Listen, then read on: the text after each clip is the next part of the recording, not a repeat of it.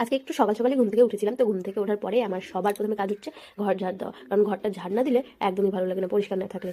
তো ten guys, কেমন আছো তোমরা সবাই? আশা করছি সবাই অনেক ভালো আছো। তারপর আমি এখানে চলে এসেছি গ্যাসের কাছে। এবার আমি ভাত বসাবো। ভাতটা তাড়াতাড়ি বসিয়ে দিই, কারণ মাম্মাম ঘুম থেকে উঠলে আবার খাবে, তো ওকে আজকে সেদ্ধ ভাত খাওয়াবো, সেজন্য ভাতটা বসিয়ে দিলাম। আর এখানে গরম জল বসিয়ে দেবো, কারণ আমি সকালে খালি পেটে গরম জল খাই। তারপরে একটা আলু সেদ্ধ দিচ্ছি, এই আলু সেদ্ধটা দিয়েই মাম্মামকে ভাত খাওয়াবো। আসলে সব দিন সকালে ভাত খাওয়াই না, ওকে মাঝে মাঝে খাওয়াই। আর সকালে কোনোদিন সুজি রুটি এসব খায়, আমি সব কিছু মিলেমিশে খাওয়াই। তো আলুটা সেদ্ধ দেওয়ার পরে আমি চলে যাবো ব্রাশ করতে। এখানে ব্রাশ করছি আর আয়নায় দেখছি দেখো কেমন লাগে আমাকে। আর সকালবেলা স্কিনটা এত ফ্রেশ লাগে না। তারপর একটু চায়ের জন্য জল বসিয়ে দিলাম।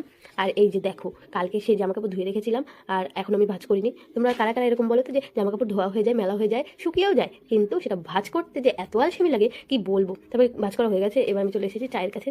চাটা হয়ে গেছে, এদিকে ভাতও ফুটছে, তার মধ্যে আমি চাটা একটু খেয়ে নিই। আর আমার চা না খেলে কেন জানি দিনটাই শুরু হয় না, সেটা তো জানোই।